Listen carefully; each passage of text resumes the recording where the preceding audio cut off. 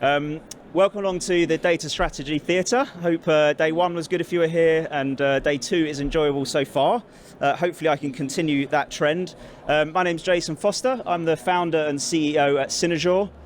We're a people-powered data and analytics strategy company, so not a tech vendor. I know there's a lot of those here, but we're not one of those. We support organizations to help them become data-guided businesses. We also run the CDO Hub, a peer-to-peer senior data leader networking and membership club, and I also host the Hub and Spoken podcast, so if you haven't heard that, look it up. I talk to some great people and give advice and opinions through that channel. I also co-authored a book with a guy called Barry Green, who's a 5-time CDO, and it's a lot of the stuff I'm talking about today is covered in that book in great depth. Take a look, that's on Amazon, you can get it on audio, you can get it on the Kindle as well. We've got a few at the stand as well, so a few lucky people may get some freebies if you head over to our stand afterwards as well. That's enough about me and the company. I was looking back, so this is my 7th time presenting at BDL, Big Data London, and I was looking back at all my previous talks to see, well, A, make sure I didn't say the same thing as I've said in the last few years, but just to look at the kind of how the world has changed, how what is being talked about has changed. So in 2016, I talked about the blend of capabilities that are needed to get good at data, and that was sort of early days of sort of data starting to explode. I talked about the art of big data leadership. Big data was the phrase then, but really about how you get data right in the early days. In 2017, we co-ran the 4th Industrial Revolution report. We sponsored it at the show, and we talked about how well organizations were set up. We looked at the industry and looked at how well organizations were set up to get success from data, and saw some really common themes in that about challenges and opportunities that organizations have to get successful. In 2018, it started to be a kind of like bit of an AI sort of hype, a bit of kind of question mark about what's AI, why are we doing it? And I talked about how instead of doing AI, how you get AI ready, how you, the components that were needed to sort of get to the point where you can do AI, because people are getting a little bit tied up in knots about, well, I want to do this AI thing, but actually there's this whole bunch of stuff I need to get right before I can really do that, and people are struggling to get their head around it. In 2019, my focus was on the approach that you needed to make sure that your data strategy, good for this theatre, was business value driven. And that's a common theme in everything that I talk about, but that was really the focus there. How do we make sure this isn't just about data stuff, this is about business value out the sort of the front end. In 2020, when we went online, I talked through how you ensure that your strategy is adaptable, can cope with change, prioritizes the right thing, can flex around changes in leadership, changes in business strategy. And last year, I went through the important elements that were needed to help evolve and scale a data strategy. So it's sort of been in a bit of an evolution of things that I've talked through. Now, over that time, there's been quite a lot of change, quite a lot of challenge globally and locally here in the UK. In 2016, in June, obviously, Brexit vote, we had a bit of a fallout from that, still feeling some of the effects of it across Europe, of course. In 2020, we all know the pandemic hit, and that really impacted all sorts of industries in all sorts of ways. Now we have cost of living, inflation challenges, the war in Ukraine. Throw in 2018, the GDPR, if anyone even remembers that these days, came into force, and that really drove a discussion around customer data and personal data. And we're feeling a lot of the effects from a lot of these things, right? And governments are stepping in to try and help with cost of living challenges, and organizations are trying to work out, well, what does this mean to me? How do we flex? How do we adjust? How do we make sure we get on the front foot and move forward as an organization?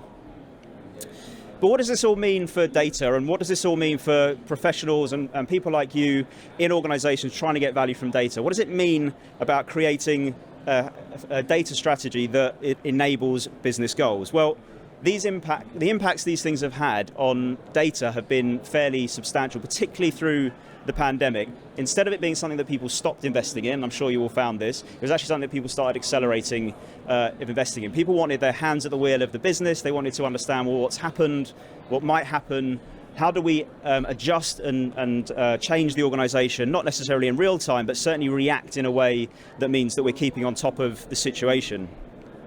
Now, over the 2016 to now, in the years that I've been coming here, what I found is that those that invested pre-2016 were really well set up to deal with the issues and the challenges that fell off the back of Brexit.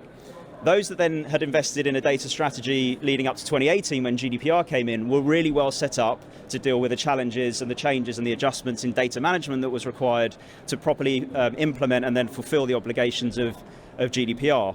And guess what? Those that invested in a data strategy before the pandemic were really well set up to make sure that they could understand what was happening in their business right now, see the impact that was happening with the changes that were going on in their organization. And funnily enough, those that have invested in a data strategy prior to today are the foundations are better set for whatever is going to be thrown at them through these cost of living challenges, through the inflation challenges, through the fallout of big supply chain issues and challenges that we see in the economy. So we don't know what's next. And that's every 2 years those big things have been. So 2024, what's coming? We don't know. Maybe great bright upside, maybe some other challenges that we don't yet know about. But the key part for me when I've sort of looked back at this is that lots has changed, the environment's changed, macroeconomics has changed, businesses have changed, how customers interact has changed. And those that are set up really well with their data strategy are really, really well set up for moving around how they do things and adjusting their organization to make sure that they can not only reflect on what's happened, but put changes and structures in place that mean that they can accelerate their organization. And the other thing that I've seen is that there's some fundamental principles through all of those years that have lived and remained and stay really fundamental principles for how you not only survive through these challenging times, but thrive through the challenging times. And instead of sort of backing off and stripping out cost, going a bit harder, going a bit faster, and making sure that you're on the front foot when whatever the changes, whether they're these big kind of global changes, or whether it's the boss leaves, whether it's the pivot in the business strategy, whether you open or launch in a new market, whether if you're in the not-for-profit sector, whether a whole bunch of funding comes in, whether funding gets removed, all these things mean that as an organization from a data perspective, we need to be ready, we need to be able to have a plan in place, we need to be able to pivot what we do. And the problem that we see a lot of organizations have is like a real lack of clarity about how to make that happen, right? About which direction to go, which platforms to go and talk to. They lack prioritization because things are changing all the time. So how do we prioritize when everything's changing? We don't really know what the valuable things are that we should work on. We've got conflicting requirements across the business. We've got departments that are fighting for the same resource. We've got different data challenges, lots of nods. So the challenges that are common across organizations, and that makes it quite hard actually to define and agree a data strategy. It makes it hard to define and agree how we bring all that stuff together and define a structure that will really work for people. So there's some themes, as I say, that have come out over the presentations and over the years of talking to organizations. And these principles have underpinned all of the talks, unbeknownst to me as I've moved through the years. They've underpinned everything that we've said. And they really sort of help to put the jigsaw together about, yes, there's some things that change, data ops comes in, data mesh comes in, new technology comes out, we've got cloud data platforms, but these principles that exist regardless of the kind of macro trend that's happening, regardless of the buzz that's happening in the market. So let me talk through those.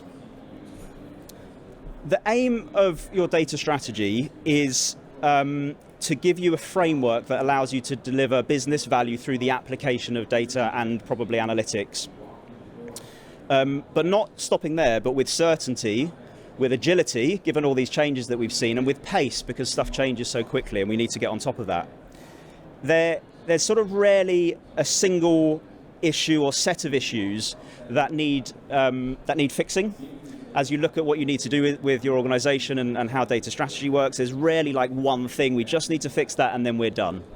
There's often lots of different things we need to think about, lots of topics. So one of the foundational principles is to have a strategy. And that's probably an obvious thing to say in this theatre, but not a lot of organisations do, or they have one that isn't signed off, isn't bought into, doesn't have budget, isn't clear, isn't agreed across the organisation, people aren't bought into it, even if it's agreed at a sort of top level. And so that's a fundamental principle. Have a data strategy, a stated data strategy that has been defined and agreed and bought into and has investment behind so that you can move the agenda forward. If you just progress chipping away, bringing in some analysts, taking in some technology, you tend to kind of wobble somewhere. Yes, you can make some progress, but it tends not to kind of mesh and mold quite how we want it. And what we find is those that sort of take a step back, assess where they are, define a really clear plan, importantly, covering all the elements that are required. You have to cover all the bases. So if we just look at technology, then we know, and hopefully you know, that it doesn't tend to get you the right result that you need. If we just invest in technology, what we have is technology, not business change, business transformation, and an organization that's literate enough to use that technology and get the value and investment out of it. So we have to cover all the bases, and all the bases, and this is our 6-pillar framework for data strategy. There are other frameworks out there, you might have defined your own, but the key is that we cover the key themes, and the key themes within a strategy are the use cases, the direction, the vision, the valuable things that your organization wants to do, should all be based on that, and I'll come back to that point. The capabilities needed in order to deliver that value. So once we've defined what value it is, it might be more revenue, it might be reduced risk, it might be reduction in cost, whatever it might be. The capabilities needed for us to be able to be set up in a way that means we can go after that. And that's the people, the skills, the culture, the operating model, so the way we work together, the technology, yes, and the architecture. Even more important than the technology is how it knits together and the data structures that sit within it. The data management, so how we look after our data and how we build trust in our data. Those are the capabilities that we need, and if we get all those right, it should enable us to deliver the value that we're looking for. And then the final thing, and often this is missed, is, well, what's the plan? What's the roadmap for how we implement all of those things? What's the plan for how we deliver the value? That's what people want to know. What value are we going to deliver, and when will we deliver that value? And then how much will it cost? The cost is putting the capabilities in, the value is the upside. If we dive in and build any of these components individually, then the wheels tend to fall off somewhere. We have to sort of plan at that kind of scale across the organization to make sure that we know all these things. We might not change all these things up front, but we need to plan for all these things so that we know what we're up against. If we just build some of these capabilities without the value, without the vision, then what we end up being is a cost center. What we end up having is a bunch of data scientists, a load of technology that we invested in, that we found at Big Data London, but we're not marching it towards something. We've got a data warehouse that no one knows what it's for, not delivering any value because no one defined what that value should be. Equally, if we bring in a great team and we don't arm them with the right tools, then they can't show that they're delivering value because we don't know what that value should be. So whether you use this framework or another framework, what's really important is to cover the bases when you're setting and defining the data strategy and have one in the first place. So the second thing is kind of linked to that, but it's about data leadership. Now, data leadership shifted over my first talk in 2016 was about the role of the chief data officer and the capabilities that person needs and the team needs as a team sport. But data leadership has shifted in many organizations from a technology function or even just a data function to be one that's a real business enabler and drives the business forward. And those that have invested in senior data leadership, and whatever that means in your organization, might not be chief data officer, might be a head of data, but someone who's organizations that have invested in a strong data leader that's able to define the data strategy that we just talked about and corral the organization to get the investment and to deliver it. That's a really important principle that is proving worth all over the place. So whether you are one, whether you want to be one, or whether you think your organization needs one, really fundamental principle over the years and will continue to be for a number of years, a significant shift that we've seen. Now, sometimes that data leadership needs to be at the board level, should be at the board level, gets a seat at the table and fundamentally changes the narrative within the business. Sometimes that can be sat in all sorts of different places. This debate will go on forever under the CFO, under the CMO, into IT, lots of that will change. But having someone who's responsible for the execution and the definition of that strategy is really key. Now, what's interesting is that really this role, the data leader, the senior data leader, what title we give it, is actually a business leadership role. It's about culture, it's about change, it's about people, it's about defining and leading a vision, it's about corralling, collaborating across the organization, it's about setting the strategy for technology, it's about communication, it's about excellence. It's all these things which any senior leader role needs, the CMO, the CFO. And it's no different with a senior data leader, with a chief data officer, a business role. Yes, it's centered, its sort of gravity, if you like, is around data and around analytics and the exploitation and execution of that, but it's a business leadership role, and it should all be about delivering value to the business and for the business. Good data leaders focus very much on use cases. They focus on valuable output, and they focus on building the capabilities that we talked about, and they focus on building the plan. Modern organizations that want to excel in data, fundamental principle that we've seen consistently work over many years, and as I say, will do for many more, is a game changer, frankly. It's a game changer, and organizations are starting to get some real value out of it. Now, sort of when I started in data kind of 20-ish years ago, it was all about metrics and dashboards and putting metrics in front of the board. It's exploded beyond that, of course, and over the years, that is still really important.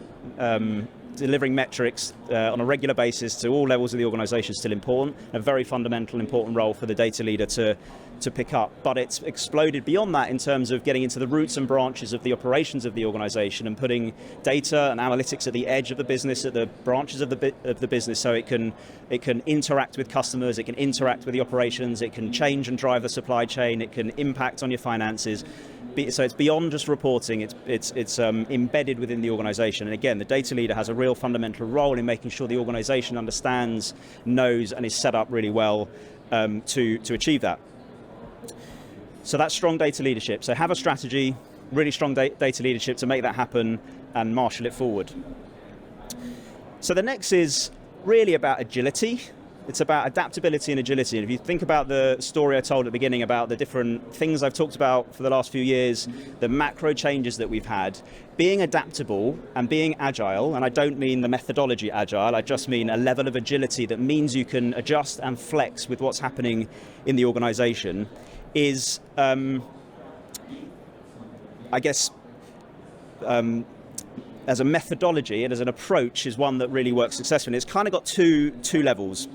There's a kind of macro level that this shows, which is to shape the journey, shape the strategy, shape the plan, the roadmap of how you will become data guided. And this is a diagram from something that we call the Level Up framework. It's in the book if you have a read of that.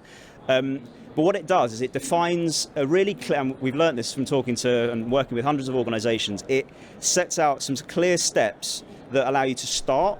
So if you haven't already, if you haven't defined a strategy, you haven't established that agenda within the organization, allows you to start, allows you to scale, and sometimes people try and scale before they've properly established what this whole thing's about.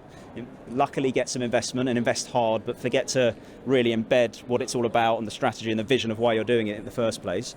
And then allows you to sort of scale up and accelerate and get vast value from data, which is a journey, it takes some time.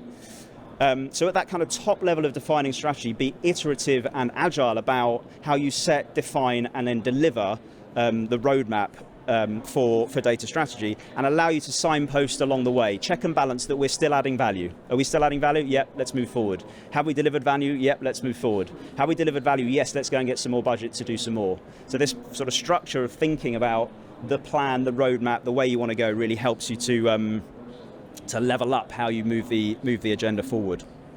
Now the second side of this is I suppose a little bit more of a micro level, which is focused on how you build and develop data products. So we've got this top level kind of iterative plan, thank you, for how we move the agenda forward, and that the day-to-day level of delivering dashboards, delivering reports, delivering algorithms, building pipelines, delivering platforms, an iterative and agile approach to building solutions, building data products that aim to deliver value in the organization. Not everything is created equal, unfortunately. Not all the things you want to build, not all the things that are asked for are of equal value, and a lot of them we don't even know if they're going to add value. We think they might, we think there's an opportunity, but we don't know until we've tested something and iterated on it. So this idea of kind of going from an idea to something that is being used and adding value needs to go through a bunch of steps. And the things that aren't adding value, we should stop. And hands up who stops stuff that isn't adding value. So what's really important is that we ideate, we build something small, minimum viable products, if you know that phrase, the MVP, and then if it's adding value, let's invest more in scaling it up. The things where the concept is proved, those are the things we should have the business case for. Not everything, the things that are starting to prove some value that we've tested in a lo-fi way so that we can start to roll out and focus our attention on the data products that we know are really adding value. So this is all about, both those things are all about being adaptable. They're all about having a plan, but being responsive around what we're seeing, whether it's big changes around us or what's being successful with data products that we've built and that we've put in place, and not just sort of marching forward with a plan that we've said because we said we'd do it or because we got investment for it. It takes a bit of courage to work that way, and often a change in operating model actually to work that way, but it really proves as a principle to being adaptable as a really positive step for your data strategy, and make it really focused on business outcomes, because this prioritizes value. On which note, the fourth principle is about focusing on high value outcomes. Now, when I say this, I always think, yeah, that's so obvious. It's so obvious that we should focus on the things that add value. It's so obvious to say, let's do the things that are going to make us money. Let's do the things that are going to save us money. But it often isn't the case. We do things because we're doing them. We build dashboards because someone asked. We bring data sets together because we need to get those data sets together, surely. We don't always focus our attention on the things that are most value in terms of the outcome that they deliver to the organization. And it's really linked to the last slide. So to do that, we need to know where the value is. We need to know what the use cases are. We need to know what business things the organization is trying to achieve strategically and operationally, so that we know where data can add value. So if we don't know what the organization is trying to achieve, then what we're doing is data. What we want to do is business. So if we focus our attention on the things that the organization wants to do and are trying to achieve, that could be anything from, personalize the experience for customers on a website. It could be reduce the cost of our operations. It could be launch new products into new markets. It could be scaling up the organization for some reason. It could be new geographies. All these sorts of things that the organization wants to do, and then base what we do with data around that, and prioritize, to this point, the things that will add most value. Now, to the last slide, we don't always know what will be the most valuable thing until we've done something. So see previous slide for dealing with that point. But what we need to do is identify the things that will add most value, focus our efforts on those use cases, because they're the things that we at least think will add good value, and then we test whether they will. Build data products that align themselves to those use cases. Then we know that the data products that we're building have a purpose. They have a point. We're trying to improve something with this data product. We're not just putting data sets together. We're putting these specific data sets together because we need to in order to understand a thing, in order to improve a thing. And we only know that if we've understood what the use cases are and we've prioritized them accordingly. Now, the other really good thing this does is it helps get the business behind it. If you're investing in a technology platform at the moment and you're really excited about putting this platform together and stitching the data together and giving everyone these brilliant tools, but we don't know what people are going to do with it yet, you'll be really disappointed when you go, ta-da, it's live, because there'll be no one sort of chomping at the bit to do the thing that they really want to do to help improve their organization. So this point about defining the use cases, being really clear on the value and then delivering against that is the number one thing that will get you buy-in. It'll get you investment, it'll get you buy-in, and it will make sure that you deliver value. So this becomes about business value and less about data at this point. Now, the final principle is that, well, the reason for this principle is duplication kills you. Doing things multiple times by multiple different people costs money, kills innovation, kills time, loses people jobs actually. We're investing heavily and doing lots of things in the same way. People don't deliver value, costs lots of money, and we don't get the success that we want. So repeatability, our ability to reuse components, to build assets, and I don't mean data assets in the way that kind of data management talks about data assets, I mean genuine business assets for the organization. And those things could be like reusable technology components. So we might build a data pipeline. We want one data pipeline to get one data feed. We don't want everyone building their own data pipeline. We'll go into an organization that buys external data from a central sort of data body, and 10 departments are all buying from dunnhumby or wherever it might be. We want to build reusable components so that we invest once, use many times. Now that could be back-end data pipelines, that could be a packaged data set, this is our customer data set, not that one, that one, that one, and that one. It could be an algorithm. So if we build some kind of clever predictive model, can we build it in a way that's componentized so it can be used to solve lots of different problems? So thinking about things in a reusable component way helps with repeatability and helps drive innovation, helps drive speed, helps drive pace, which are all needed to solve all the challenges that I talked about at the beginning. Now, the other thing is reusable and consistent processes. Not different ways of every team working, not different ways of interacting with teams based on the seniority of the person or the use case that's in hand, but repeatable and consistent processes about how you work, the methods you use, the best practices you put in place, align on that stuff and deploy it. Have an operating model, and you define this in the strategy, but have an operating model that means you aren't reinventing the wheel every time you get a new request for a new report or a new data feed.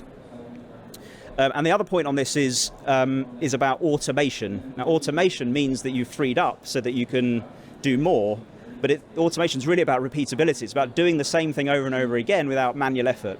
So we want to look for ways to automate processes, move away from manual effort. That makes a lot of sense. Data ops, for example, is all about identify a business opportunity and fast time to value, and the way data ops does that is through as much automation as possible. Automate infrastructure, automate testing, automate code build, automate platforms as much as we can. So the fifth principle is repeatability. So to summarize then, have a strategy and make sure it covers all the bases. If you miss any of the bases, something will wobble, something will break somewhere along the line. Develop strong leadership that can shape the vision, the approach, and execute flawlessly, or at least well. Be agile and adaptable by testing, learning, iterating around what you're trying to do. Focus on high value outcomes. Ensure that people are bought into that and you're driving towards upside. And prioritize, invest in this one, repeatability, reusability, and automation as far as possible. These things will serve you really well in your data strategy. So whatever is thrown at you, these are like some really great underlying principles. So to finish, just two things. One is we're running a data strategy scorecard, if you haven't seen this already. So those with the camera out, there's the QR code you can use. So you can answer, I think there's 12 questions. It takes literally a minute or two. Answer a bunch of questions. It will give you a score for your current data strategy, and it will give you some tips tailored to your score about what you can do about it. It's just some ideas. It's a bit of a temperature check. And we're going to build a benchmark report. We did this last year that will compare and contrast different roles, different industries, and we're going to compare back to last year as well. So do take that. It's a great way of testing your own, and it gives you some advice off the back of it. The other thing is come talk to us. Stand 628 over in the middle of the hall somewhere. So thank you very much. I hope that was useful for you.